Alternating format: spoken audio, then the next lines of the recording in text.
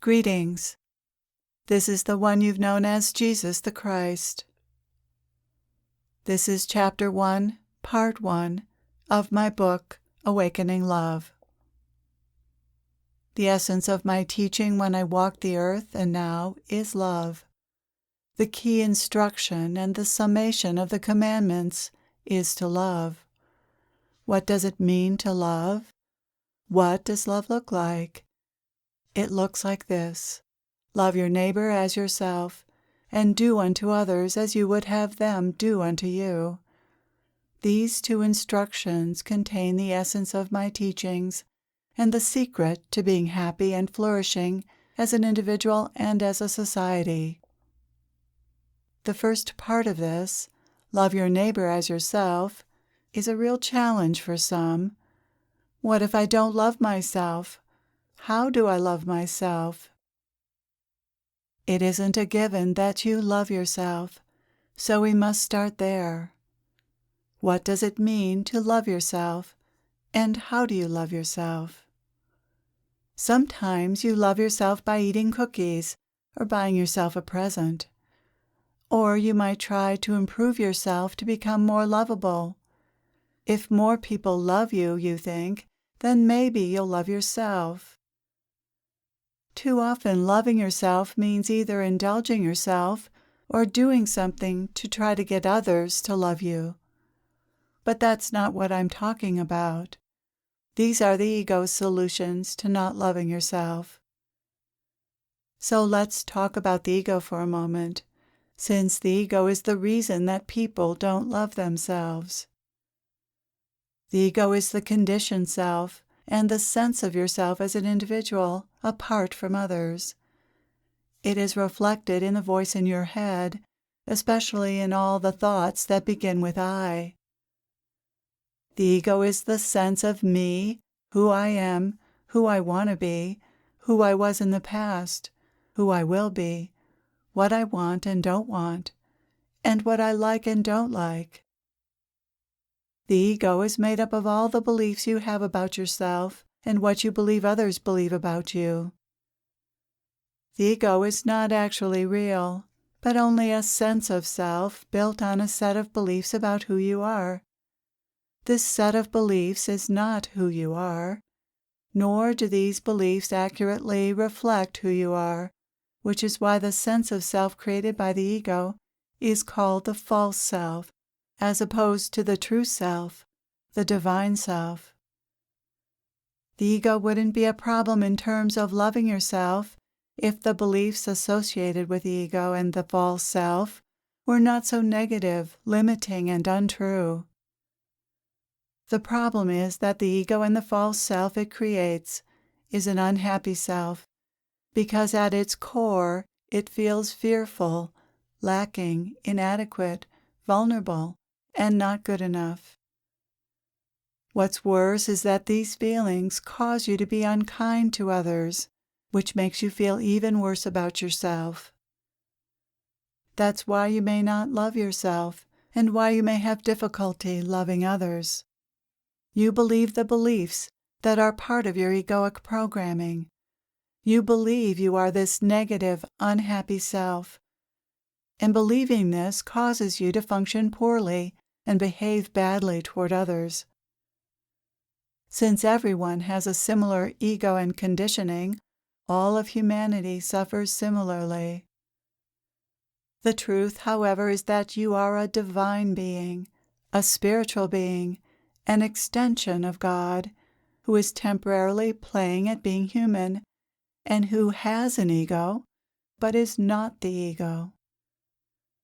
Your ego makes you feel bad and behave badly, but your essential nature is goodness, just as God is goodness.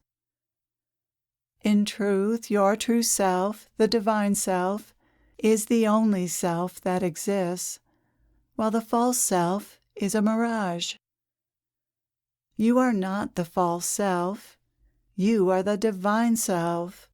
But the divine self allows you to have the experience of being the false self.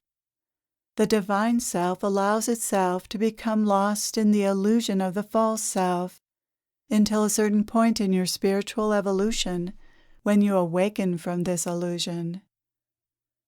Most of humanity has yet to awaken, but many more people are awakening today than ever before. What's difficult about loving yourself is loving the false self, the negative sense of self created by the ego and other conditioning. When you believe yourself to be this sense of self, you feel small, weak, lacking, unkind, judgmental, fearful, angry, and unhappy, and that self is difficult to love. What isn't difficult to love is your divine self, who you really are, because that self is pure goodness, pure love. Who you really are, your divine self, is completely lovable, because your divine self is love.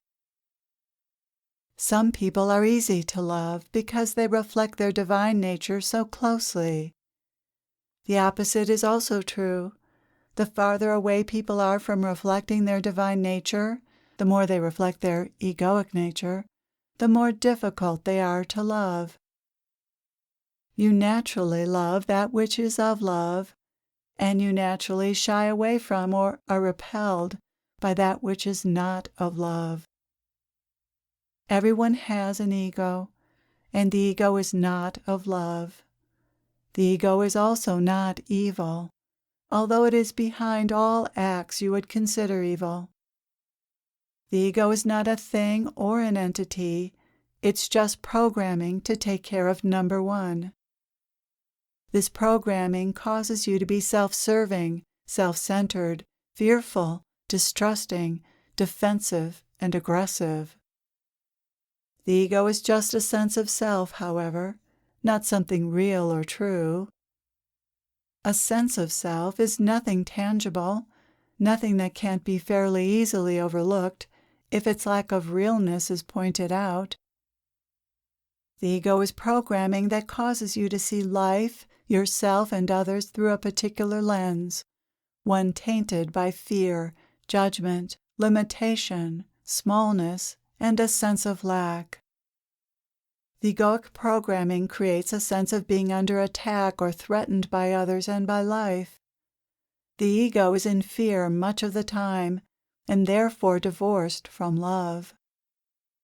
This fear is an illusion, an imagination of something fearful in the future, not based on an actual threat in the here and now.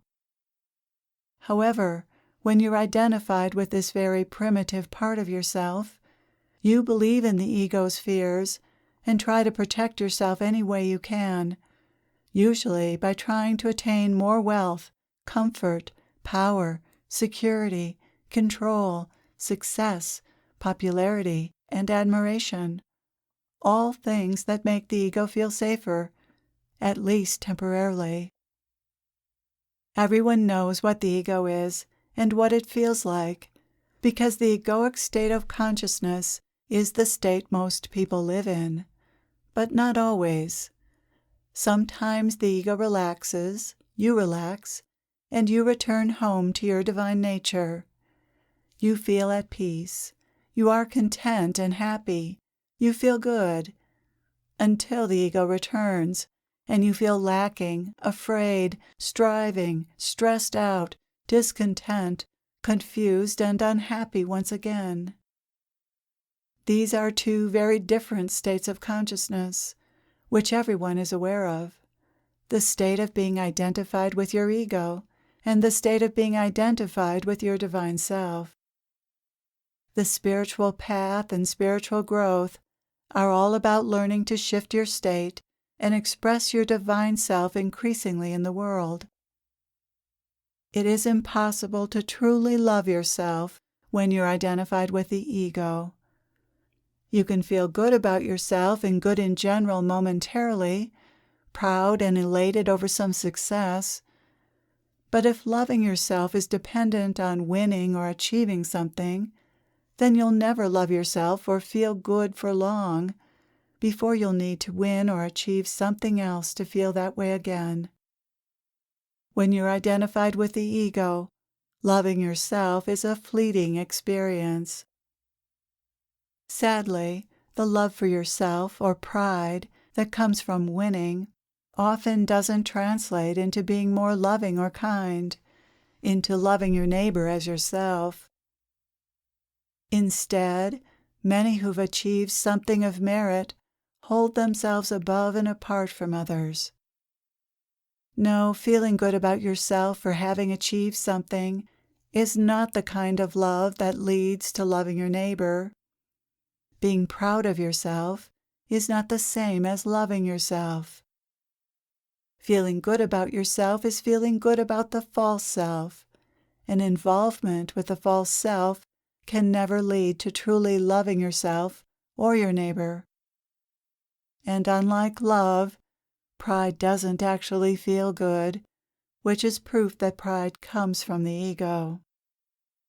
The only thing capable of loving anything, including oneself, is the divine self, the Christ within you, the goodness, Godness within you. The ego doesn't know how to love, not even itself. To love yourself, you must be in touch with that which loves, the divine within you. That could be particularly difficult if you don't believe that the divine, God, resides within you, that Christ abides in you as well as in me. If you believe that you are a sinner and separate from God, as many Christians are taught, you may not be aware of your own divinity, of your own inherent loving nature, as much as you could be. In truth, God is not separate from you. You are God as much as I am. You are an expression of God. It's ironic that Christianity extols love, but makes it difficult for people to love themselves by telling them they're sinners, by keeping them tied to fear, and by holding me up as the only Son of God when I was not. I was different from most only because I had realized the truth of my divine nature. The reason I came was to show you how to bring your Christ-like attributes forward and live as I did. I was and am a model for what you can be. I did not come to be worshipped. Thank you for being here. I am with you always.